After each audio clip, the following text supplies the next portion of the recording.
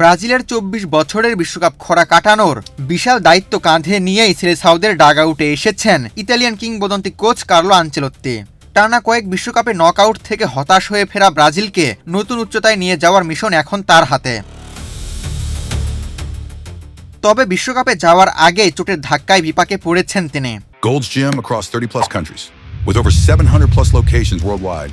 Train anywhere, belong everywhere. তরুণ প্রতিভা Estêvão এবং অভিজ্ঞ defender Eder Militao ইনজুরিতে ছিটকে যাওয়ায় দল গঠনে বাড়তি সতর্কতা অবলম্বন করতে হচ্ছে আনচেলত্তিকে।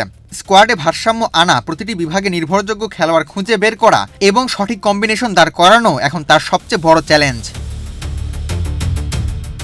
তবে সবকিছুর চাইতেও বড় চাপ হয়ে দাঁড়িয়েছে নেইমারকে ঘিরে সিদ্ধান্ত। ব্রাজিলিয়ান সমর্থক, সাবেক ফুটবলার এবং দেশটির ফুটবল অঙ্গনের বড় একটি অংশ চাইছে নেইমারকে বিশ্বকাপে দলে দেখতে। তাই তাকে চূড়ান্ত স্কোয়াডে রাখার বিষয়ে কোচের উপরেও রয়েছে ভীষণ চাপ। কিন্তু আবেগ নয়, পারফরমেন্স ও ফিটনেসকেই প্রাধান্য দিতে চান আনচেলত্তি। সেই অবস্থান থেকে আপাতত এক চুলও সরছেন না তিনি।